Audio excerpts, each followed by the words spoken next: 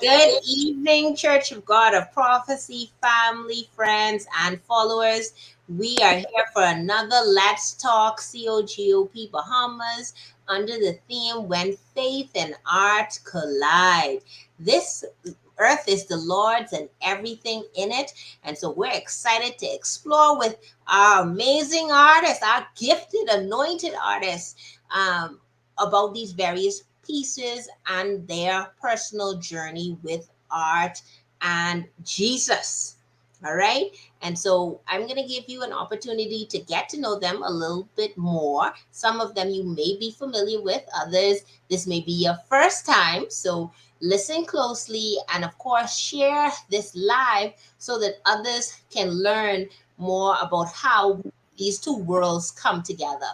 And so today we have Pastor Bishop Dwight with us, Kareem, Whittley, Shequita. So our churches represented is Ernest Street, Minnie Street, East Street, and Ernest Street.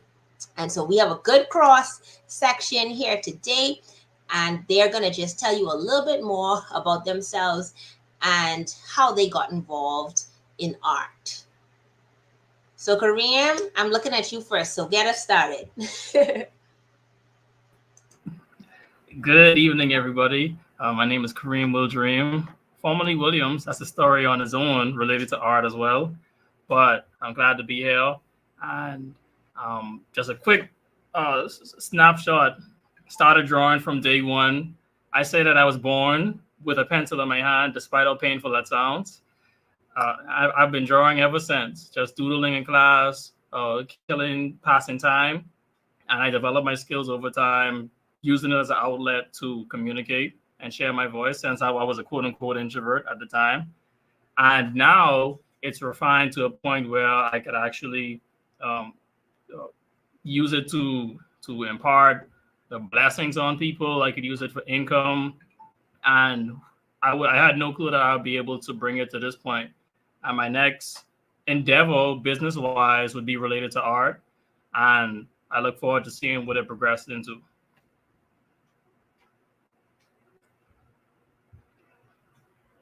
Awesome. So we are moving along to Sister Shequita. Hi, everyone. My name is Shequita Bowleg. I am a child of God. I got saved at the very tender age of 11 years old. I was in youth camp on the island of Abaco in 1984. Um, and my journey with art kind of started late. I think I was I was in my early 40s. And I always appreciated art in nature, but I've never ventured out to create art. So I've always had a love of art, and definitely God has been the center of that inspiration. Thank you, Sister Whitley. Hello, my name is Whittley Deleveaux, and I'm also a Christian. And my relationship with art started about when I was in preschool. I used to love to draw butterflies for my teacher. And in grade 5, I joined my first art camp. And since then, I've been doing like art camps every summer during high school. And that's basically how I started to develop my art. Right now, I'm not a full time artist. I am looking to go to dental school, but I will continue to do my art on the side. Awesome, awesome. Pastor Dwight? Good evening, everybody. I am obviously Pastor Dwight, and my journey in the world of art began probably some 30 years ago. Just doing some doodling, and the walls in my parents' house needed some art, and I decided to take that on. And from then to now, it's been a continuous journey. In 2016, though, I think is when I just took the plunge to a different depth of art, working with Don't Collect Art Gallery and doing a show with noted artists, the late artists, Robert Johnson, and it was called The Road. And so that has been my journey. And from then to now, I've probably done about 6 shows at Dunkirk Art Gallery, and looking forward to probably doing one at the end of the year as well. So, in a nutshell, as we get on, I can get into more depth, but in a nutshell, that's who I am. Awesome. So we have Whitley, who is sort of starting out and launching out to selling and getting people to engage, and then you have all the way to Pastor Dwight, who has been doing this for over 30 years. So I think this is a beautiful mesh of persons that we have on the lineup to date. Very, very excited about this. And so let's talk a little bit more about that inspiration that we get from God our Father when it comes to creating. What role does He play in inspiring you? So is it through conversations? Is it in certain environments? Is it through music? How most do you feel God speaks to you through your art? Anybody who wants to answer, you can feel free. I can jump in.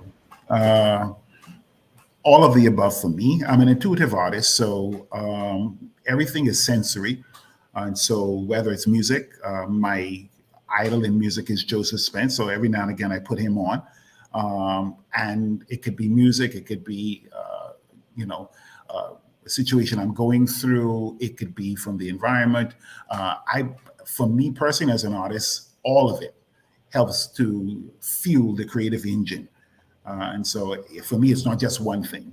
I gather from experiences, emotions, people I meet, situations, circumstances, social commentary, things that may be happening with me mentally, emotionally, and spiritual.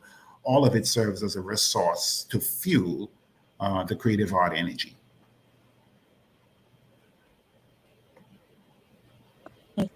Jump in. So I feel as if God just inspires me to just create things to do with like nature. So I like to do I like to paint birds, and I've also painted like landscapes and stuff like that. And I also like portraits, and I've been doing that since around grade 7. So I feel as if I always try to be creative in whatever I do, and I think God gives me that inspiration, that like idea to be creative and to be unique.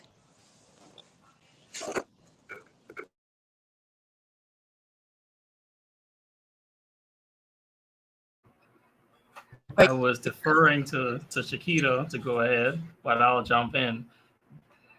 The word inspiration essentially means spirit breathing within. It has some derivation of that, and it means that God breathing ideas into you to then prompt you do something with it, prompt you to create.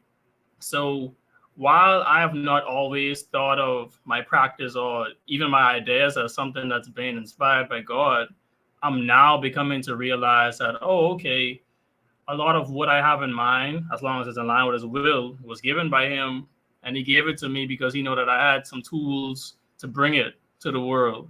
So I try to be more intentional with it nowadays, and I write down when ideas come, I jot it down, or I try to execute on those quickly, because sometimes they just pop out, whether I'm daydreaming or whether I'm exercising or reading, or even if I'm, first thing in the morning, some ideas come. So it's different times, but I try to be intentional about capturing them, and even more so about bringing them to life. Okay. My inspiration comes from all of the above: the environment, my observations, current issues. I'm very in tune with the world, be it climate change or, any pressing information or global events. I'm very in tune with that. Um, and I also believe that, I truly believe that we are spiritual beings, and we're having a human experience. So that at the forefront of my mind is where all of my inspiration comes from. I just feel um, like Kareem says, when you're daydreaming, I feel like I'm in a daydream, and And my talent is the way I express my journey in this dream. And that's what art does for me. I usually paint a lot of fish. Um, I paint birds. I paint some little junkanoo stuff that I feel I'm inspired by, sometimes the energy from that. But I usually focus a lot on fish for some reason, because it's a symbol of Jesus, it's a symbol of Christianity, and it stays in my mind all the time. And my environment, I live in the Bahamas, so I eat fish, I see fish all the time. So yeah, I definitely feel like we're definitely having spiritual beings having a human experience. Thank you all. And for those who may be listening who has never set foot into an art gallery, has never really paid too much attention to the art that may be on the wall, in a restaurant, in a doctor's office, how can we heighten their awareness on our program today to really take in these sights and scenes as we navigate on a day to day, particularly when we look at it from our spiritual journey, because art is all around us, but if we don't take the time to observe it. So what would you say to persons who are just saying, hey, I hear y'all talking, but where do I start in growing my appreciation for art as a believer? Catherine, I believe, there's a scripture that says the earth is the Lord and the fullness thereof. Like everything, well, firstly, I'd say I believe the greatest artist there is God himself.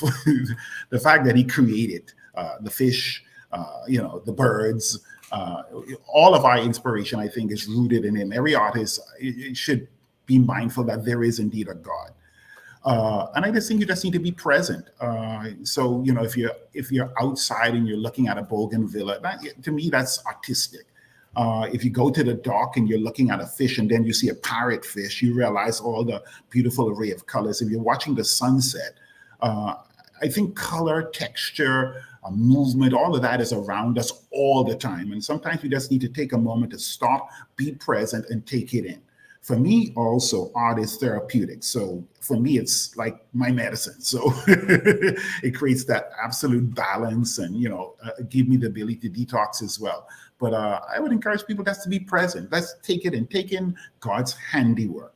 And I believe that begins to open up your eyes to see and have an appreciation for something that's artistic. The color, the texture, the movement, all of it comes together really in a way that can express the fact that there is a God, maker, creator. And for me, it's also, an avenue how this may sound strange for some people, but also for me, it's a part of my worship as well. The way I express my artistic creative energy that comes. So all of it leads right back to him. And I believe if you're present, you can begin to take it in and you become just a little more aware. I see all the heads nodding. So any other thoughts on that? I recently I visited a gallery. What's the gallery called? Diagula Gallery downtown, and they had an exhibition opening just a few days ago. And something that I find useful is if you want to gain an appreciation for art, why not start by going to places that have art, that highlight art, and that could actually help to communicate what's happening in this space. That you listen to other people talk about a piece, you hear their language, or you hear the artists talk about their inspiration for making certain things. And just hearing people share their ideas gives you vocabulary or helps you to see from their perspective and a totally different perspective from what you had before. There was a video on the wall that was showcasing Bahamian life, like the individual at the dock cleaning fish, some boys swimming, broken buildings, people talking. And it was done so beautifully that it made me, at 30 years of age, see my own surroundings differently. I was like, wow, this is so poetic. This is so beautiful, the way that they captured what I see on a daily basis. So when I go back to these spaces, I try to look at it through the same lens that I saw in the video. Oh, okay, I like this frame here. Oh, I noticed this thing now because they highlighted it and made me aware of what's happening. So I say, if you don't have an eye for it yet, get around people who have an eye, and you will gradually begin to assimilate and see more as you expose yourself. Similar to language learning, you expose yourself into a culture by immersing yourself. You then learn quicker. Thank you both for that. And what are the type mediums that you all utilize in your artwork?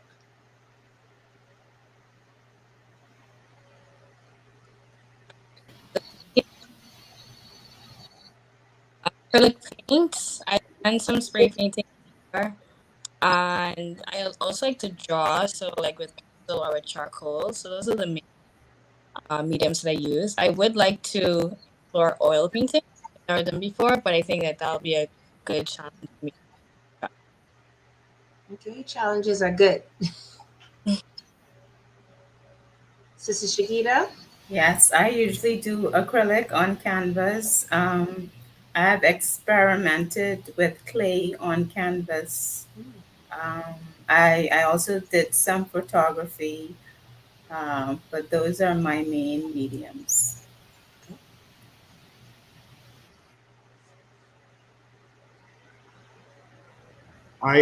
Catherine, I covered a gamut of it. A lot of what I work, a lot of the, well, you probably consider me to be a mixed media artist. So I do acrylics. I work with clay. I work with wood. I work with metal. I do extensive work with copper.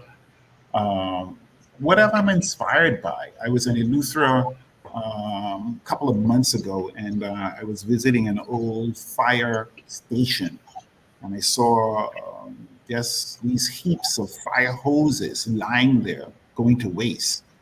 I made a mental note. When I get back to Eleuthera in the next couple of weeks, I'm taking a truck and I'm loading those hoses up, and I'm bringing them back to Nassau. Some, I'd leave some there, and I was inspired. I was inspired to use them to create something artistic, and so um, I I run the gamut.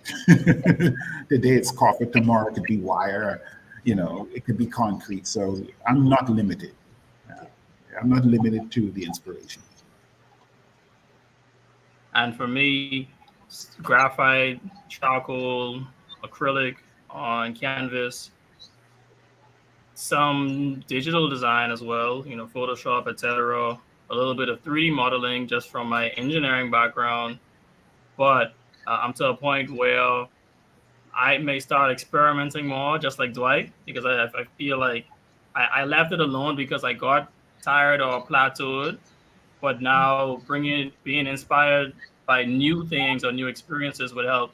So it'll likely be some new mediums as I move forward.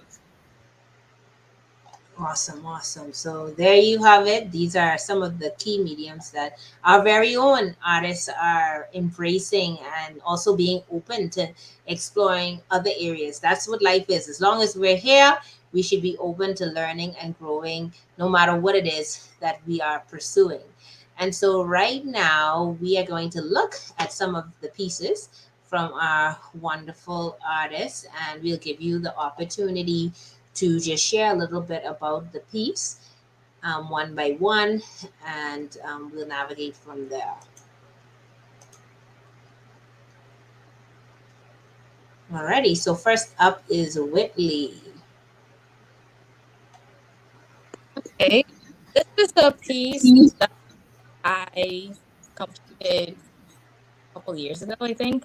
And basically, it just depicts a bird on track with a lot of flowers and other animals like bees. And basically, when I started this, I do, like I said, I like birds. So like more birds. So I don't know if it's just a bird or a rat. I think like granted over to water that different flowers and stuff like that.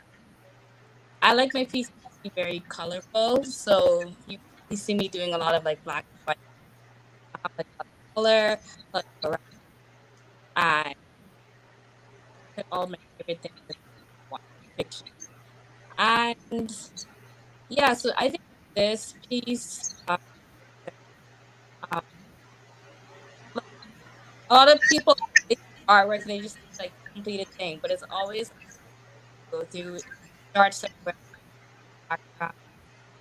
Well, we can start with your idea, then progress to get, or go through like a long process, the completed image. Sometimes as an artist, like it's really crazy. Sometimes like even with this, I want to add things or I want to make something better. So um, it just represents my style of art.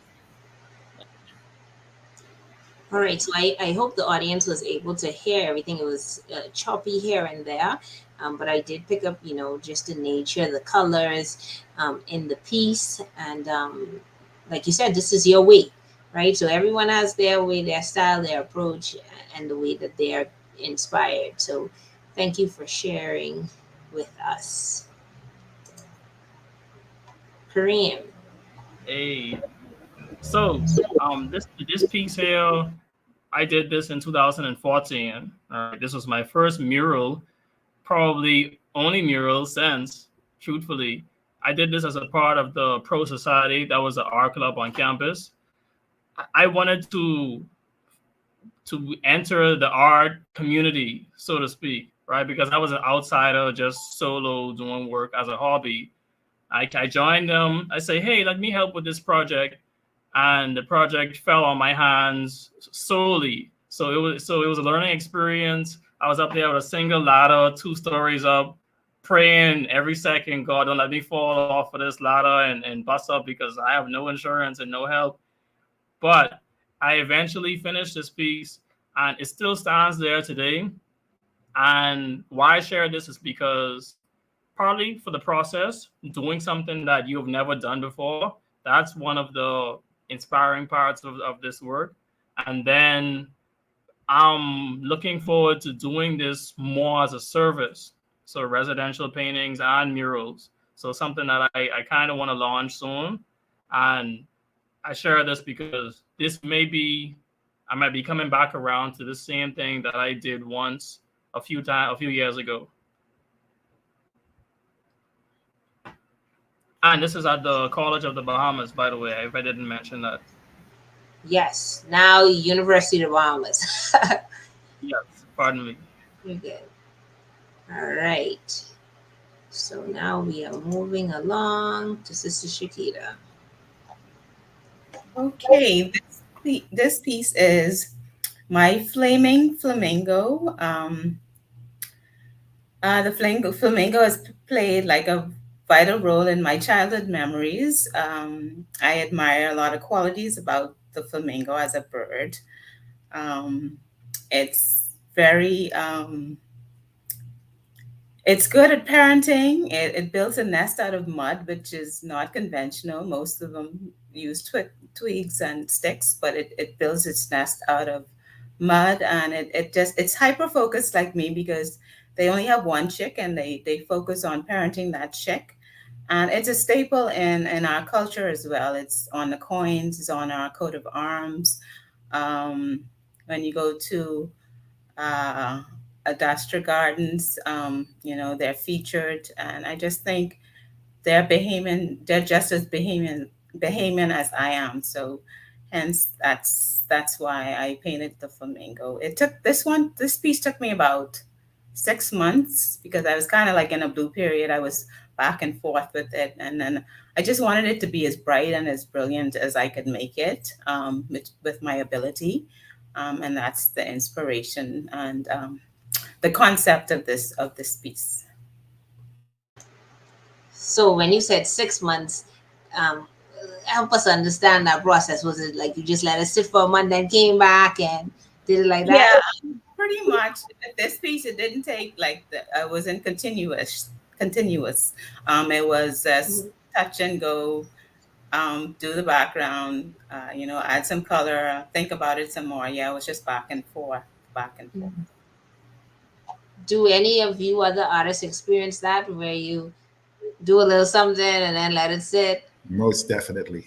It's a part of the process. It's a part of the process because sometimes inspiration comes incrementally. So you inspire today and then, you may be going through something and you don't feel that inspiration. And then, something 3 months down the line, something clicks and you're at it again. And then, you could bring it to conclusion. But I think that's a norm. So it's okay to have that sitting period just to allow yourself to process, be inspired, and then pick it back up. All right. And so now, Pastor Dwight. All right, this has been my most recent public project. I'm working home now on one or two commission pieces, but this piece is called Tar Pillows, TAR, Tar Pillows, PILLOWS, Tar Pillows. And I'm paying tribute to those persons who would have lost their lives as a result of violence in the Elizabeth Estates area. And so this is my first public art installation. And there are some 31 persons here represented who would have died as a result of violence, the majority of them gunshot. Some of them, I also had the opportunity to funeralize them as well. And so it's a circle, and there's 31 yellow boxes. On top of the yellow boxes is a chunk of black tar. On the top of that black tar are shoes affixed to the tar. The shoes came from the community, not from the persons who would have passed. And on the yellow box is a name tag of all the persons, and each box has a name tag of the persons who would have passed as a result of violence. I'm not glorifying the act of violence. I'm bringing a sensitivity to gun violence in the community. And the reason why the shoes are affixed to the tar, it's symbolizing lack of movement, no more movement.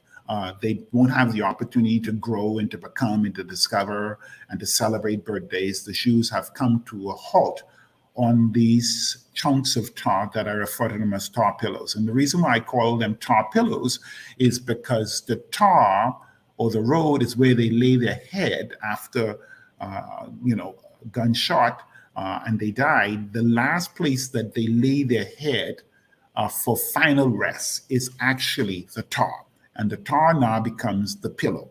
And so the installation is called Tar Pillows. In the center of the installation is a abstract element made out of aluminum, metal, and found objects, and it's called the Circle of Hope. And it's a symbol of hope in the midst of gang warfare, in the midst of gangsterism, and in the midst of violence. There's got to be hope, and we've got to breed hope. And that's why the boxes are painted yellow.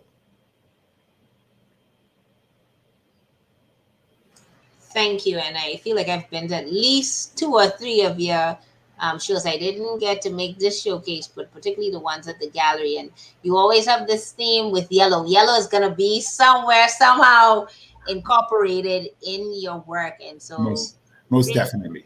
Even behind you today, you see the yellow is there. So as artists, you begin to create certain themes, although you're not boxed in.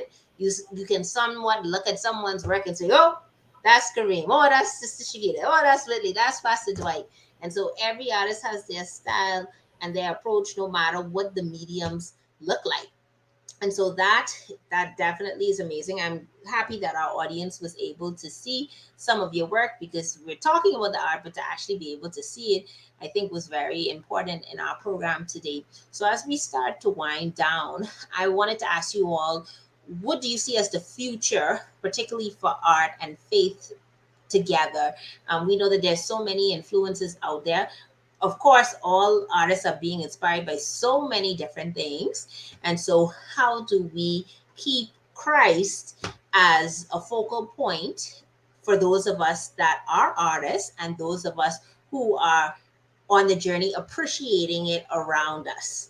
How do we keep Christ at the center amidst all of these other influences?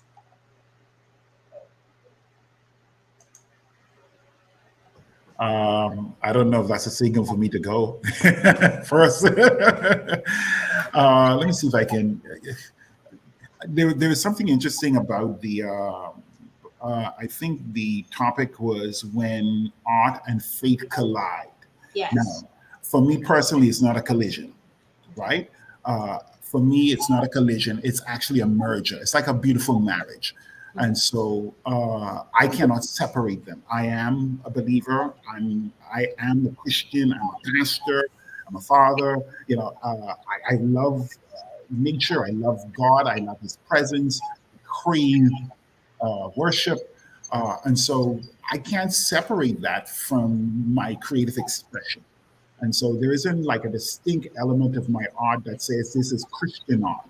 I am Christian, I am a believer, and that element of hope and healing and wholeness and salvation is very evident in everything I create. And so it doesn't even take a consciousness. In other words, I don't have to say, I'm going to create a piece, and this piece I'm creating is Christian art. No, I'm creating a piece, and because I'm being inspired by God, everything about it is a representation of who I am.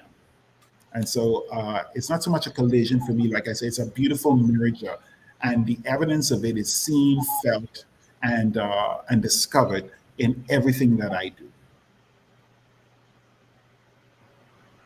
For me, is now being intentional about putting God first. And the Bible talks about seek ye first the kingdom, and we hear it all the time. But how do I seek the kingdom first? How do I honor God in everything that I do? And thinking that way helps me to consider, what am I making and why am I making it? What kind of impact will it have? What kind of message am I sharing? Am I sharing messages that are messages of hope, messages to help people to heal? What do I want to say, and what do I think that my gift is a solution to?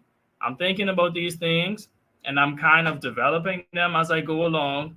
And I think one thing that it would help with is with me learning how to become a man and learning how to become a man of God and learning some things through the process, falls and successes. I think that part of my gifting is necessary to help other people go through the process as well.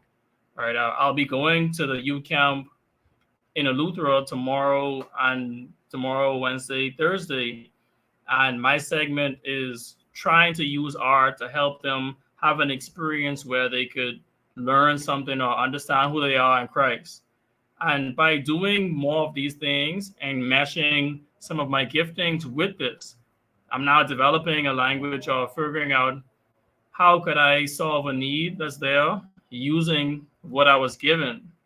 So as I go, I'm learning how to include God in what I do, how to do it for Him, and how to let Him work through me. So it's a process, but as I try and test and fail, like all artists and all people do, I think that I'm refining my voice as I go in an attempt to help other people to refine their own voice as well.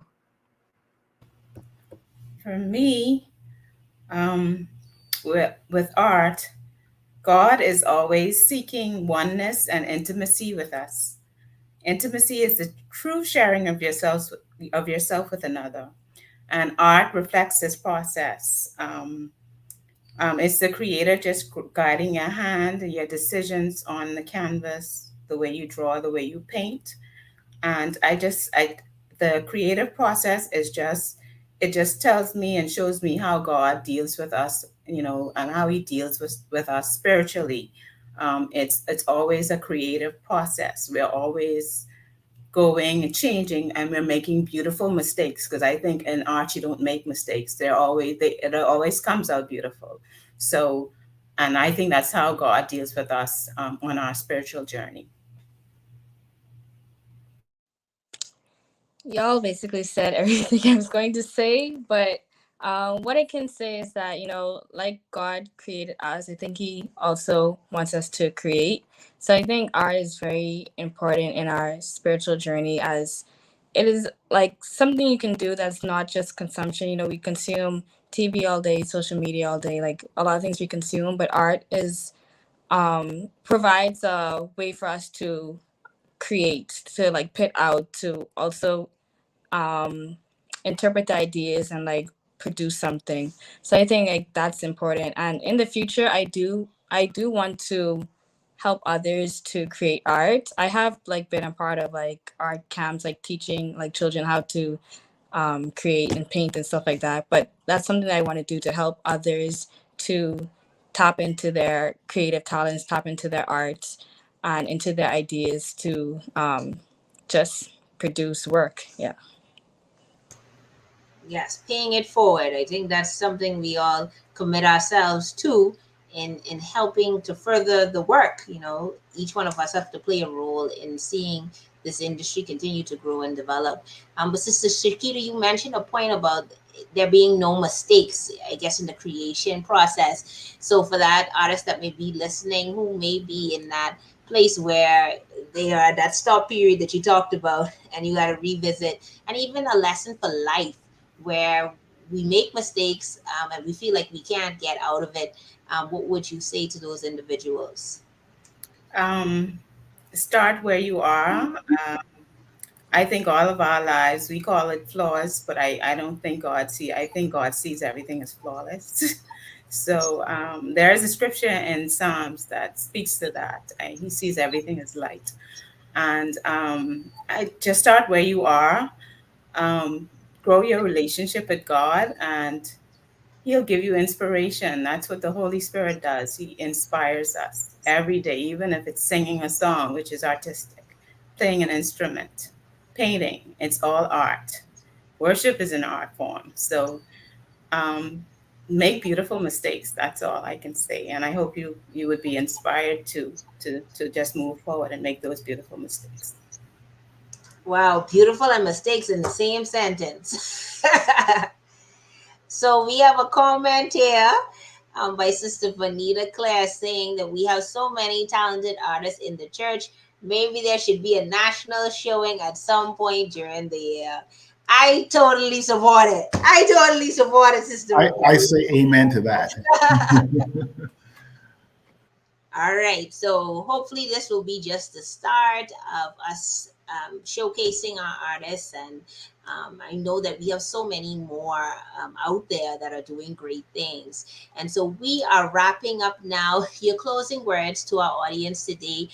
Again, I want you to say a word of encouragement to artists, and then for those of us that just everyone who should, we talked about being observant, taking in the sight and seeing every day. We talked about stillness, being quiet. Just your closing words that you would want to leave with both of those audiences that we were talking to today. If I may, a wise person once said, progress over perfection. And this is something that I've been dealing with for a long time, trying to be perfect, being a perfectionist. But perfection comes from practice, right? And not being afraid to make mistakes. I don't know if mistakes are beautiful while you're making them. They don't feel beautiful at the time. But in hindsight, when you look back, you say, wow, look at what I've learned through this process. So just focus on progressing, not trying to be perfect, and put in the reps, because you have something that we need. And as you develop it, it'll grow, and you'll be able to let your gift make room for you. But you won't get there by over judging yourself, being hypocritical, and allowing fear to stagnate you and stop you from actually making the leap or continuing with the process. So I say, think about progress over perfection. Just try, fail, and nobody starts out as an expert in anything. A baby doesn't start out as an expert in walking. We don't start out as experts in studies. No matter what we do. So remember that as you move forward, and you will become over time what you have in mind?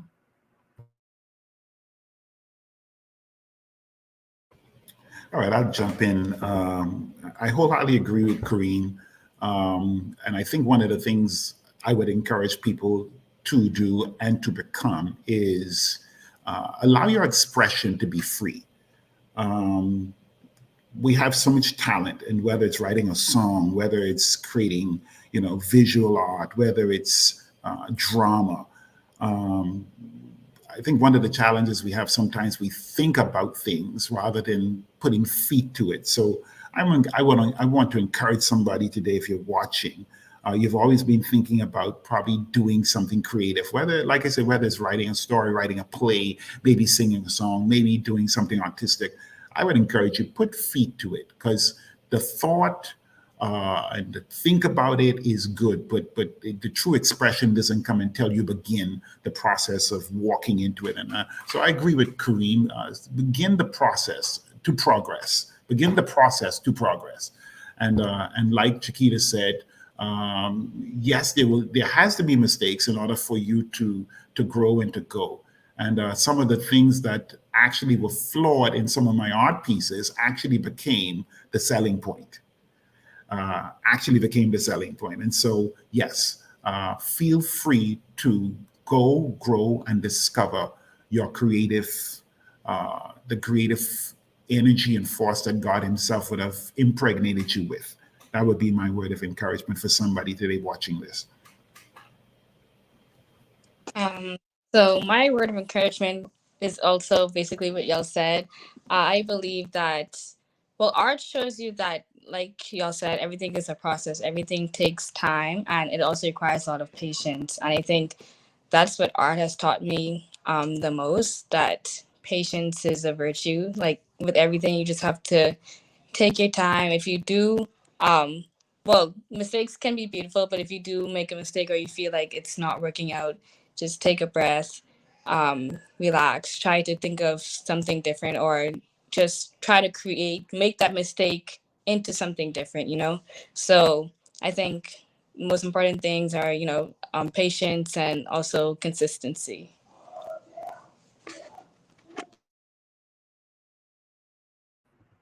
And if I may, since there's a pause at the end, also stop. Try your best to keep people's opinions out of your mind, or thinking about what you think people are thinking. That's even worse than what they're actually saying. You're wondering, oh, what do they think? How are they looking at me? What do they think about this work in progress? What do they think about my ideas? And just that causes people to slow down or have the emergency brakes up. So, in fact, you should try your best to let God be the main voice in your head. What does God think of me? Right? Chiquita said, everything is light. Oh, and the Bible talks about a righteous man, in terms of what he does is right. If you think about things from a perspective that God wants you to think, He gave you the green light to go. So don't allow other people to stop you, to slow you down. Take out the noise and just focus.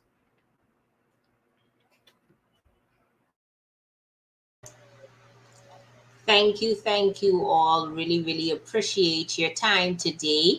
I like the update to our theme by Pastor Dwight. So, when faith and art merge, when faith and art merge, it's something beautiful, and something that we should always take the time to soak in. Our lives are so busy each day, and just to sometimes stop and see the sunrise or the sunset, you wouldn't imagine what that can do. But we gotta take the time, right? We can't be too busy to take in what God has created around us to help refuel and keep going each day. Alrighty, so thank you again for your closing words. Our audience has been commending you all for your awesome work and just supporting the statements that you all have been saying. We see well said, excellent points, and mentioning that your gifts will make room for you all. And so, blessings, blessings upon you all. And I hope that we can take on that suggestion by Sister Claire to have even more artists engaged and really showcasing all the great work that we have in our church. So thank you all, and may God continue to bless and keep each of you. Thank you Thank too, you. Catherine. Thank you for the opportunity, Catherine. Happy to have